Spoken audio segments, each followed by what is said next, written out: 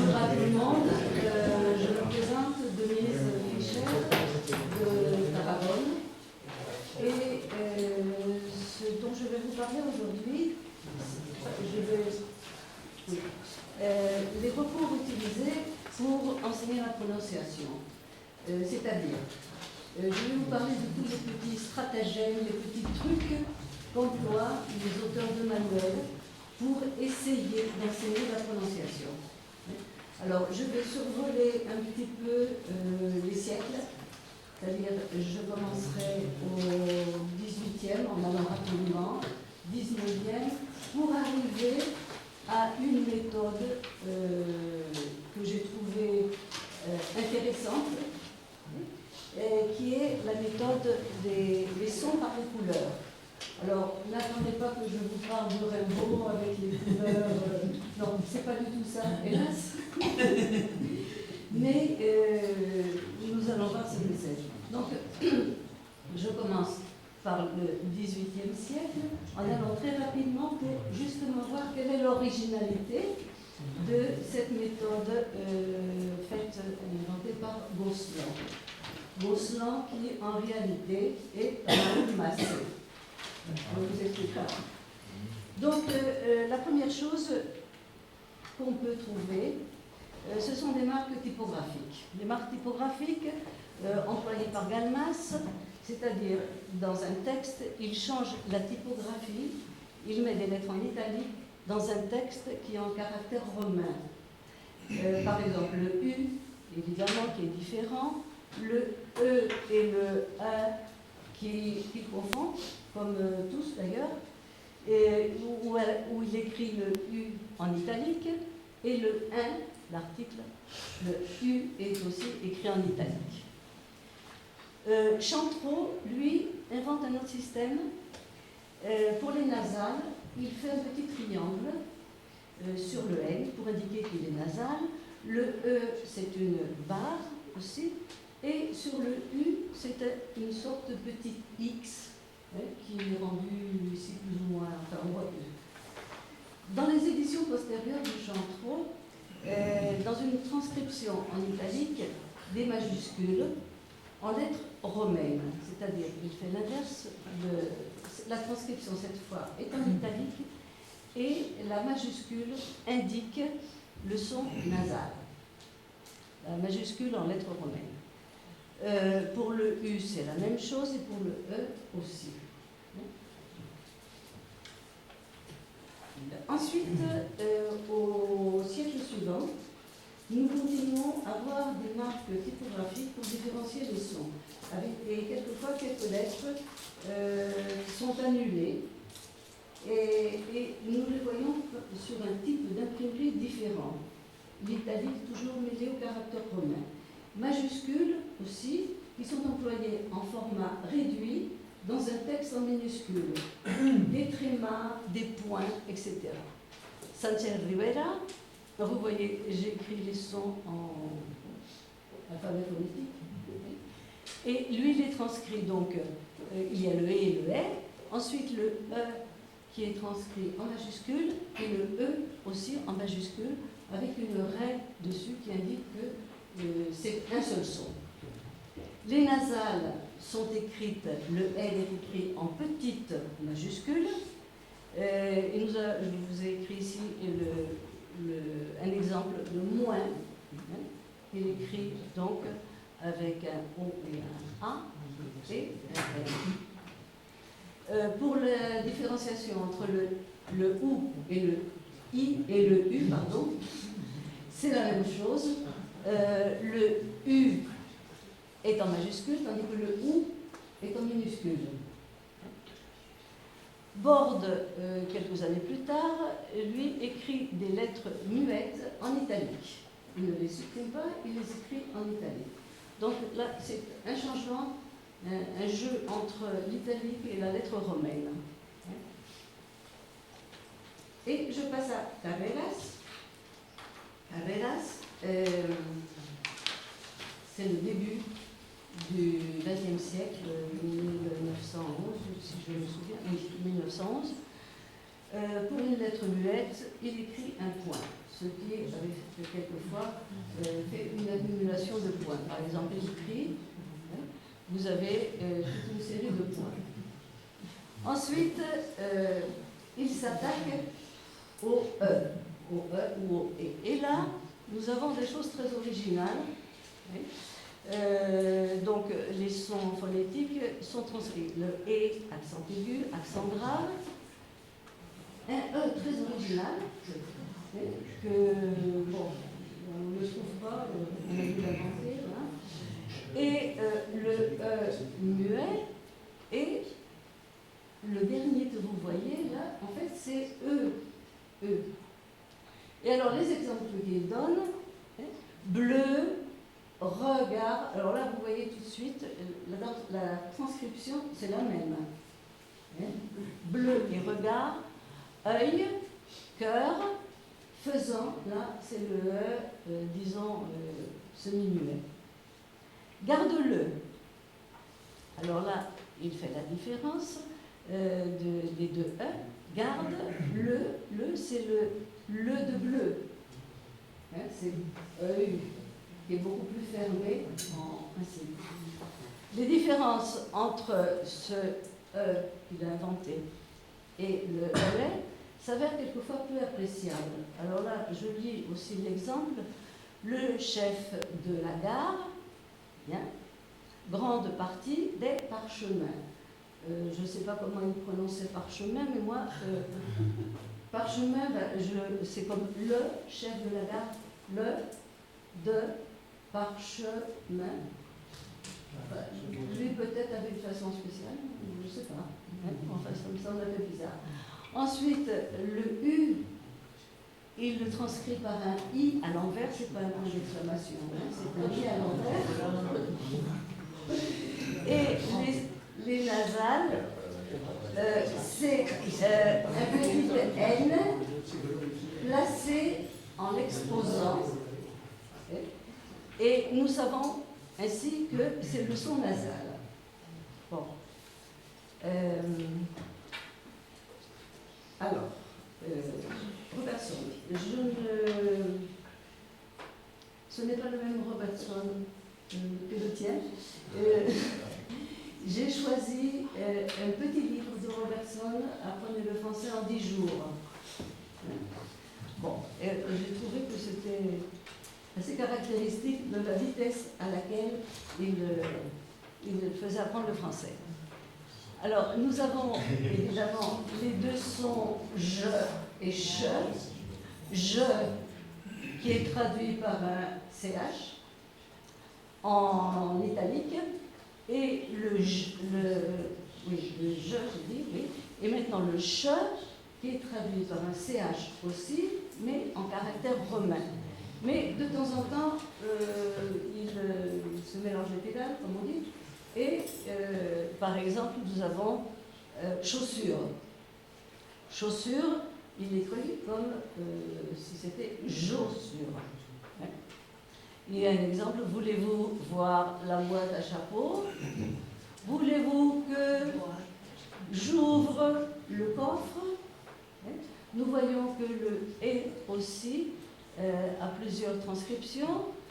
Ça peut être le « e » avec un tréma, et ça peut être le « o » avec un tréma aussi. Cheveux, cœur, alors ça c'est le « e » ouvert, qu'il transcrit de la même façon, revue, et monsieur, cette fois-ci ce n'est pas un O avec le tréma, c'est un E avec le tréma. Donc il y a des petites variations en 10 leçons, c'est très varié. Les nasales, tout simplement, il écrit avec un L, mais sans signaler rien de spécial, uniquement lundi, qu'il écrit avec un O avec le tréma. Bon, et je passe à Delaborde. Alors, Delaborde, Maria Eugenia nous en a parlé assez longuement. Je vais seulement survoler. En fait, Delaborde, ici, j'ai consulté 2 éditions. 55 et 63. Alors je vais voir la différence, puisque tu n'as pas parlé de celle de 63, il y a quelques petites différences. Donc le système, ici je n'ai pas pu le reproduire vraiment parce que en fait le 1, bien c'est le A, le 2 c'est le E espagnol, le 2 avec un point, le point je l'ai mis à côté parce que c'était trop compliqué de le placer par-dessus. C'est le semi-muet, et le 2 avec un astérix, c'est le E ouvert. Bon. C'est la même chose pour l'édition postérieure. Le O, la même chose, le OU, pardon. Ensuite, le 6, c'est le français, le U français. Le 7, nous avons un 7 normal, c'est le S espagnol. Et le 7 avec le point dessus, c'est le S sonore français. Et dans l'édition 55, nous avons la lignée, le GN, qui est supprimé après, parce qu'il explique en note que finalement le GN, c'est le MU. Donc, inutile de mettre des signes. Et le J français. Quelques exemples.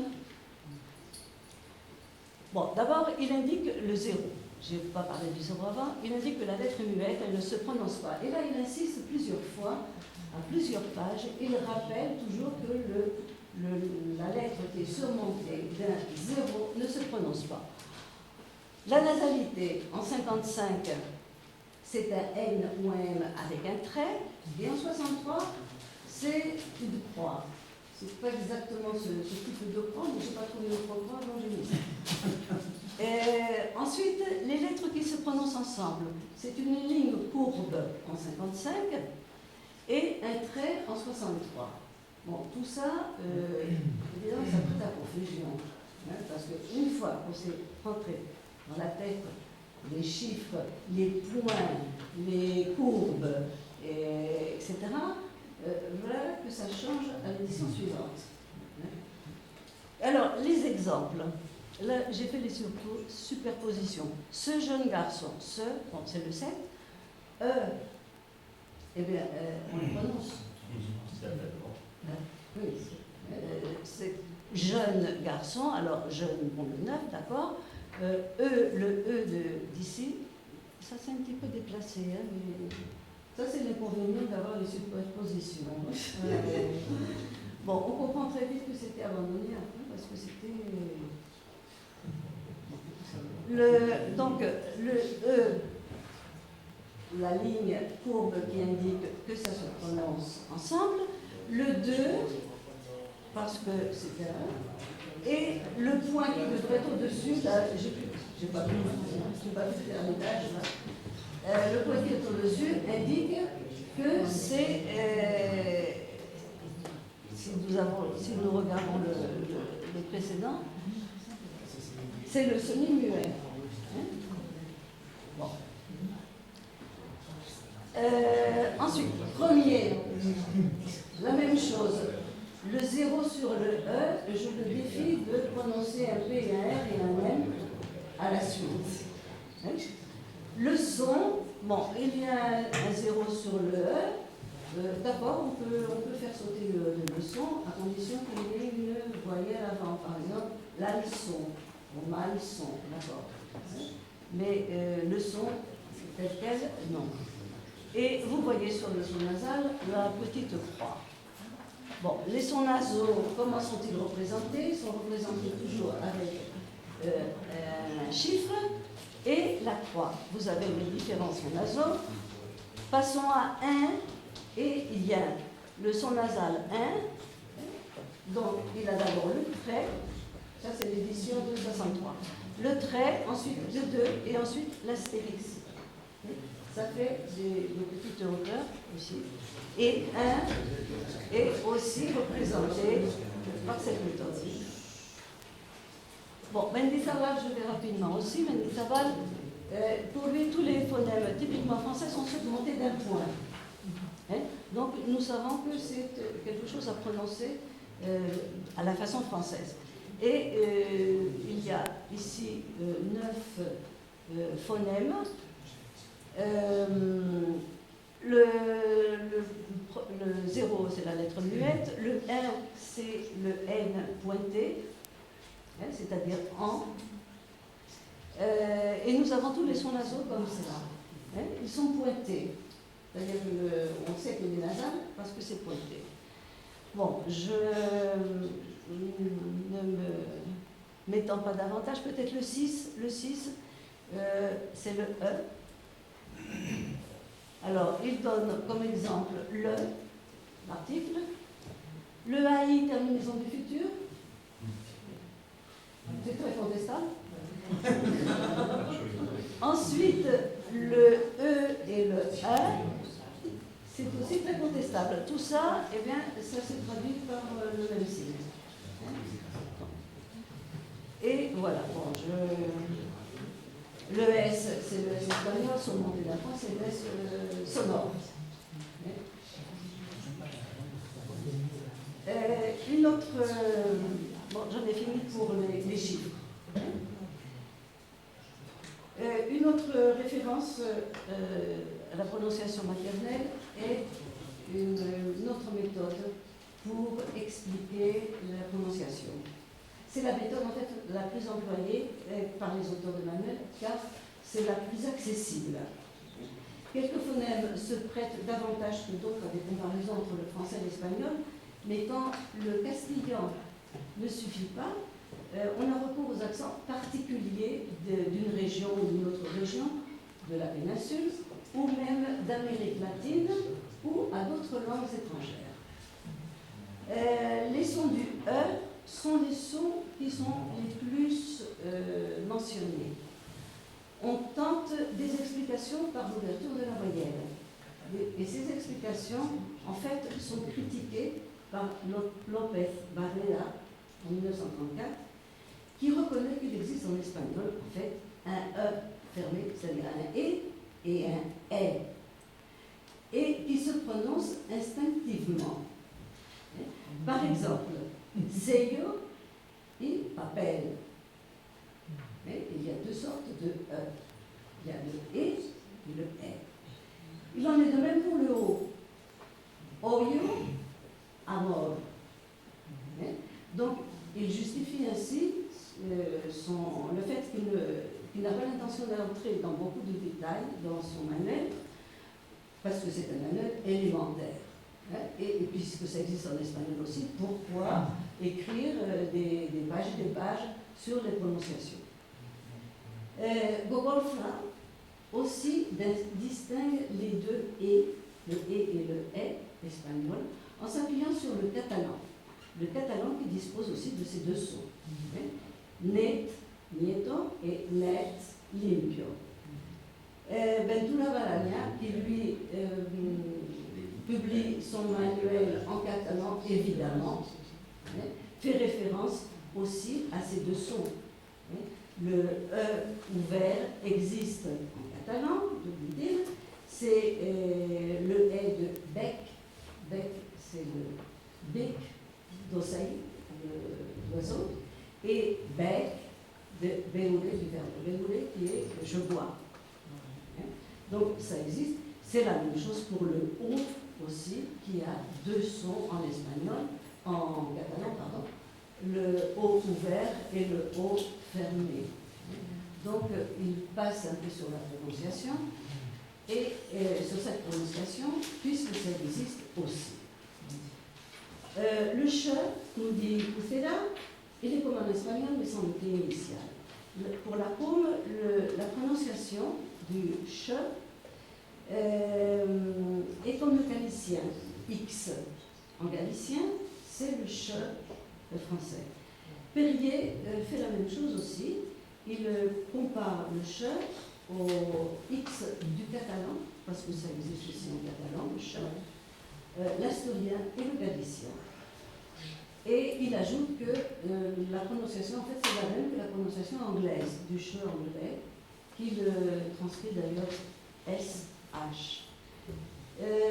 Perrier, la même chose. Non, c'est ce que je viens de dire. Ventura Balagna, la même chose. Il transcrit aussi, après avoir dit qu'il existait en catalan, il transcrit le che SH aussi. Ensuite, le professor de l'Academia CELA déclare que la ch suena de modo muy análogo a la G francesa o la X gallega. Quant à Robert Stone, il identifie le G et le J au L mouillé des Andalous et des Argentins. La calle,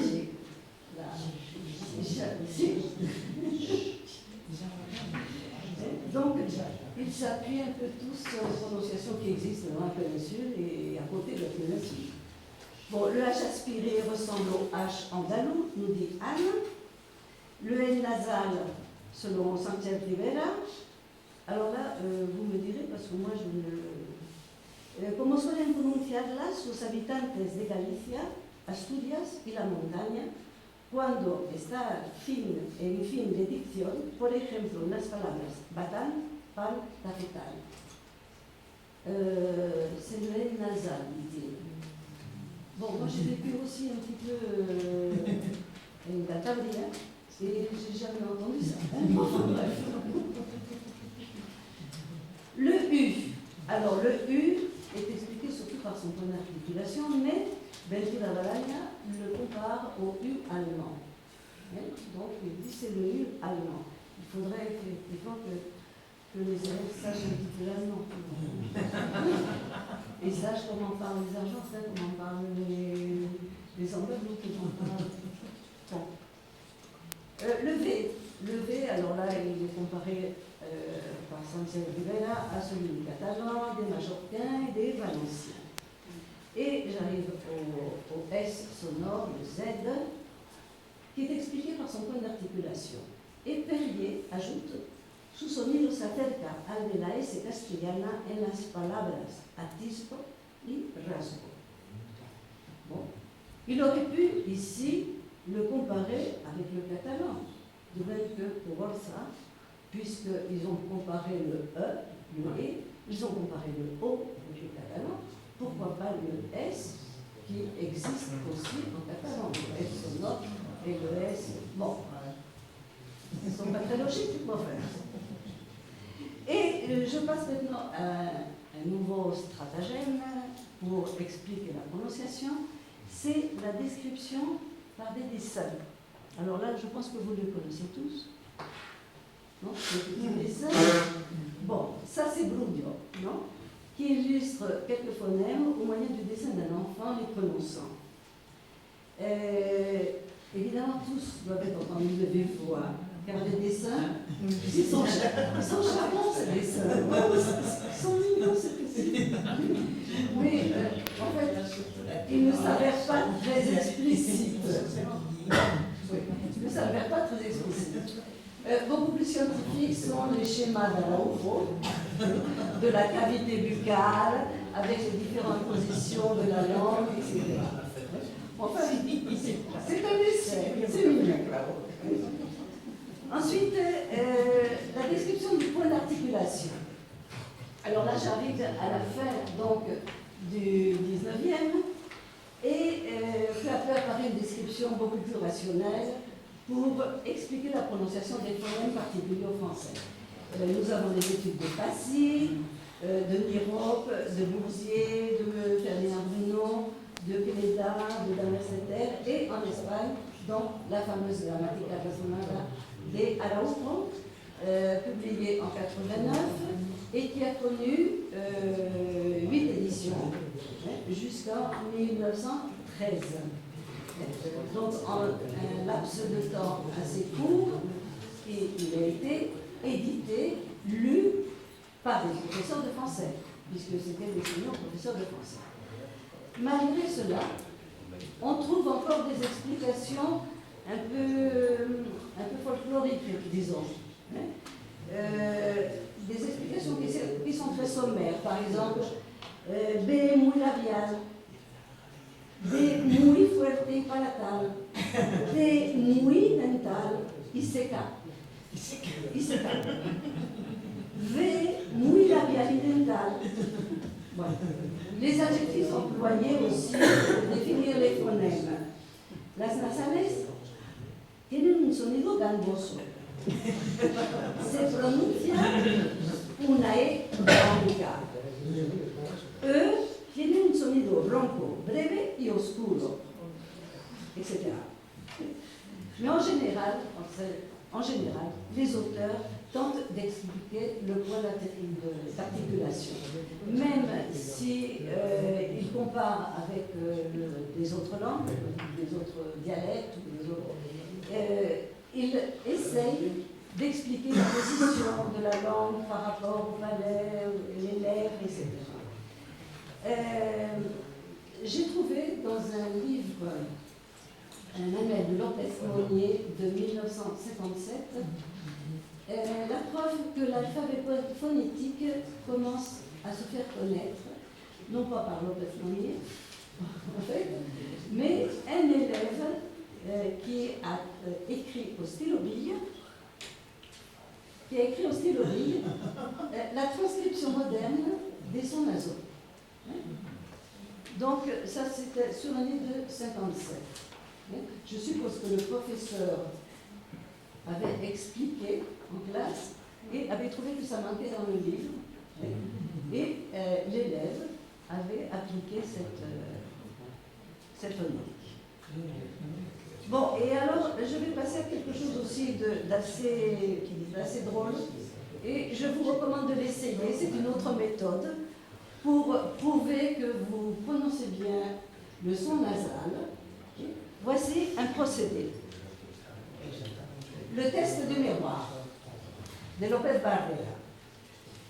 Se muestra científicamente la mayor nasalidad francesa por medio de un espejo, ante el cual se pronuncia, por ejemplo, Martin o timbre en español y en francés.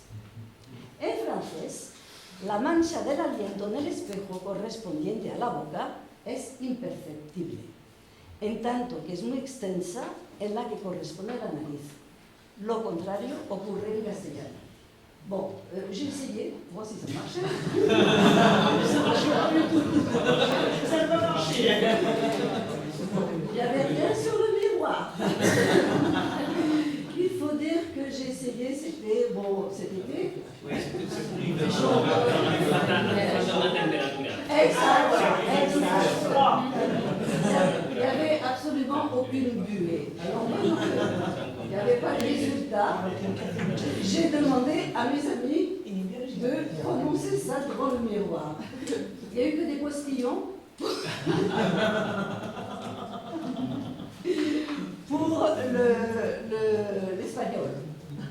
Mais pour le français, comme ça passe par le nez, donc il n'y avait pas de postillons. Mais pour l'espagnol, le miroir avait des petites pointes de salive. Il faudrait savoir si en hiver ça gêne. Bon, c'est un petit truc qu'il donne à ses élèves. Enfin, il a dit que soit dans des pays chauds. Hein? Bon, et je vais passer maintenant au son par les couleurs. Alors, en 1920, paraît un petit livre avec le titre Sonidos por los colores, méthode française por Gosselin, R.M., professeur d'idiomes. Le contenu est quasi identique à celui de la méthode de français, premier livre, édité par Massé. Mêmes explications, par exemple, J se pronuncia poniendo los labios como para imitar el sonido del vapor del agua que sale de una tubería sin tener sonido gutural. Quand on retrouve la même explication dans deux livres, le shot tiene un sonido parecido al vapor del agua saliendo de una tubería, pero más fuerte y menos labial que para pronunciar la G.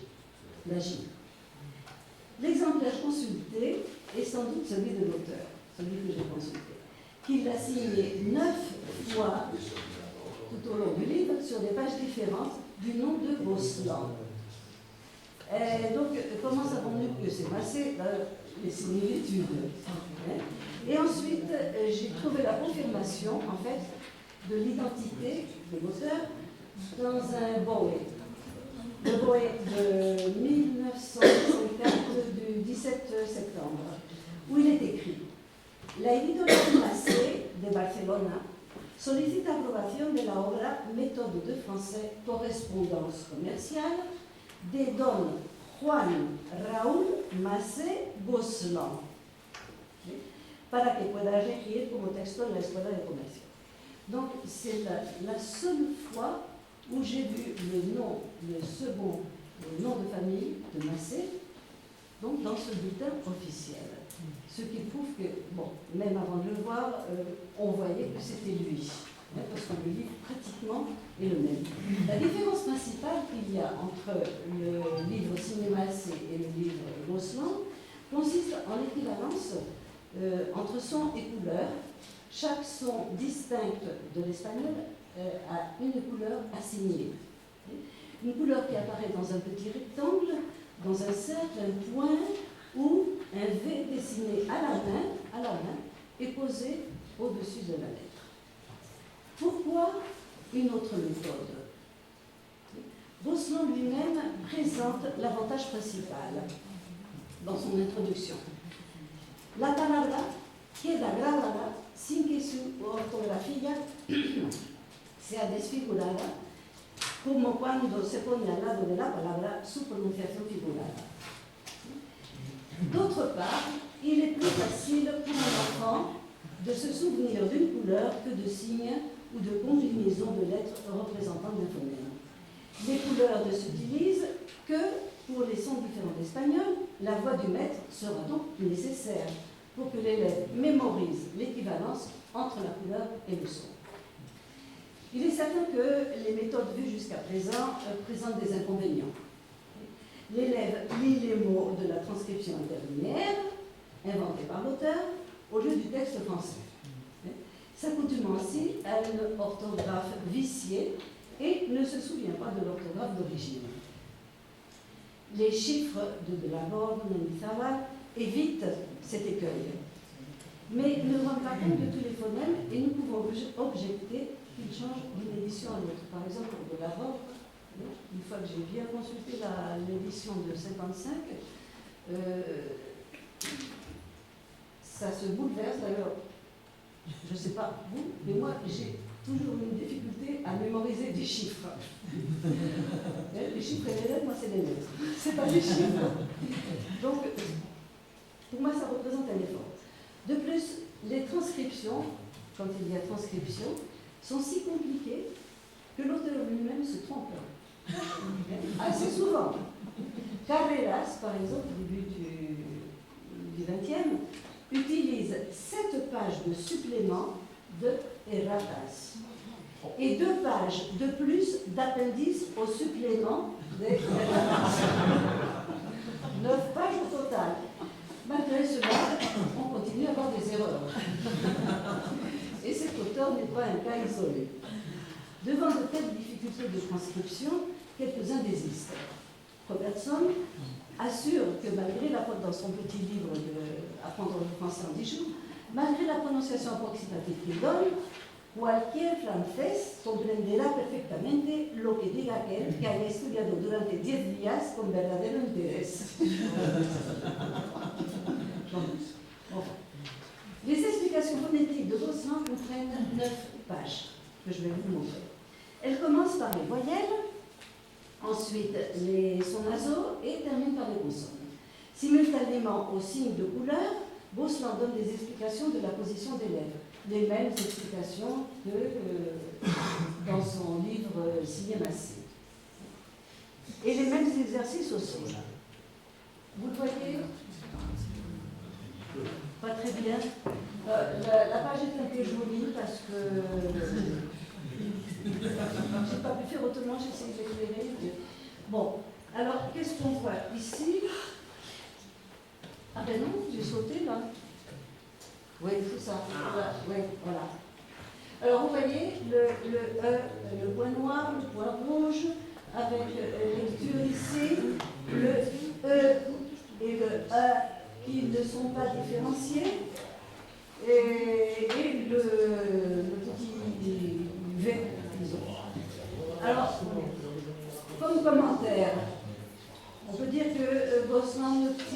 compte des différences entre E et E.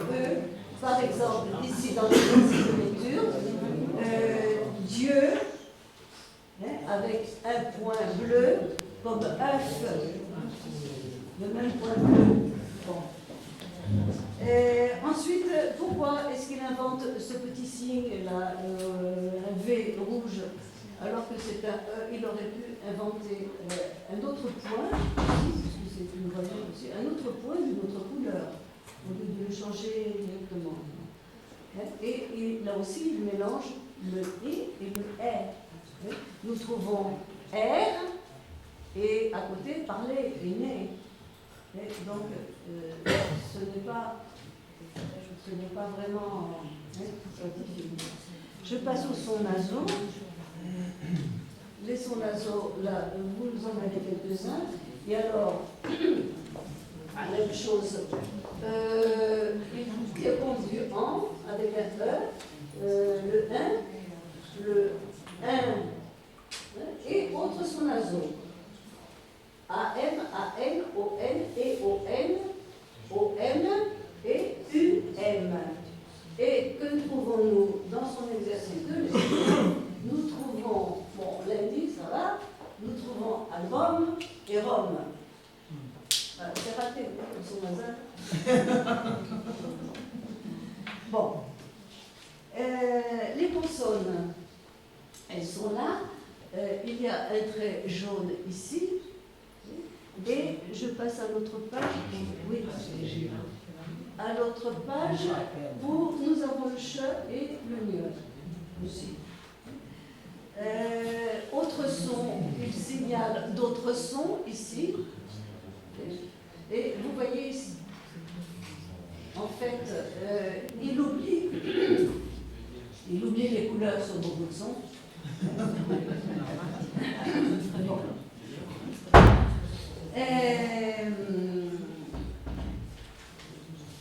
Ensuite, là, brièvement, je vous montre ces exercices. Donc, les exercices, c'est la même chose. Quelquefois, il écrit le son, la couleur. Quelquefois, il la passe. Quelquefois, il supprime les muets de la fin. Quelquefois, il les laisse. Bon. Alors, j'en arrive maintenant à l'estimation de cette méthode. Quand j'ai vu qu'il existe une méthode par les couleurs, j'ai cru que j'avais découvert quelque chose ou qu'il avait découvert pour moi. Quelque chose d'extraordinaire. Et puis, bon, finalement, excusez-moi, c'est assez décevant. Hein, merci. C'est assez décevant parce qu'on se rend compte que finalement,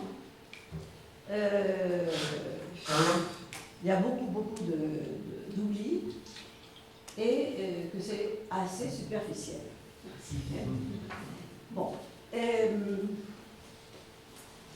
Tel qu'elle apparaît, évidemment, l'étude des sons est incomplète. Même si l'on considère que ce manuel s'adresse à des jeunes d'enseignement primaire ou secondaire, il manque beaucoup de sons, d'autres ne sont pas différenciés, les sons ouverts sont fermés, et nous trouvons même des erreurs. Peut-être par manque d'explication, parce que Massé est français, peut-être français. Par manque d'explication.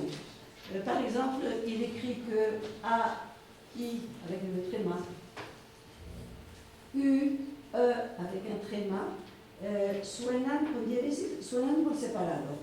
En donnant comme exemple AI et aigu. Aigu, no suena con separado parce que le E est muet. Donc, bon, le résultat de cette méthode fut-il satisfaisant? Bon, cette méthode, je pense, elle semble avoir été un essai que Massé, directeur de la fameuse école Massé, de la maison d'édition, n'a pas osé lancer au public. Nous n'en connaissons aucune réédition, alors que les autres manuels Massé sont nombreux et réédités encore assez tard. Nous n'avons pu découvrir qu'un seul exemplaire dans toutes les bibliothèques de Catalogne et un autre exemplaire à la Bibliothèque nationale qui, en réalité, est identique à celui de Barcelone. voyons donc il est identique, c'est qu'il signe son livre exactement aux mêmes pages que l'édition de Barcelone. Donc c'est la même chose. La diffusion donc a été très limitée de ce livre. Or, l'idée au départ était intéressante, ou du moins me semblait intéressante. Les enfants qui aiment le coloriage apprennent l'orthographe réelle et la prononciation. Le livre aurait-il eu plus de succès s'il avait été imprimé directement en couleur, parce que là, c'est lui qui le faisait, ça. Directement en couleur, je suppose qu'à cette époque, l'imprimé en couleur se réservait pour des livres d'un peu plus de valeur qu'un simple manuel. Nous ne pouvons que formuler des hypothèses sur son utilisation. Étaient-ce les enfants qui devaient mettre les signes de couleur en écoutant la prononciation du professeur, ou est-ce que le professeur leur donnait le livre déjà colorié? Nous ne savons pas. Probablement, il leur disait de mettre la couleur. Oui, je suppose. Je suppose, mais enfin... Bon, comme conclusion, j'en arrive à la conclusion. Comme nous le voyons, les auteurs de manuels ont fait montre au cours des siècles de beaucoup d'imagination pour faciliter la prononciation. Il est dommage qu'Araujo, qui destinait sa grammaire razonada au professeur, n'ait pas trouvé plus d'écho dans les manuels d'enseignement pour lycées et collèges. Tous les efforts déployés pour proposer un système idéal d'enseignement de la prononciation témoignent de la difficulté de trouver une méthode fiable avant l'apparition généralisée d'un alphabet phonétique international. Et je vous remercie.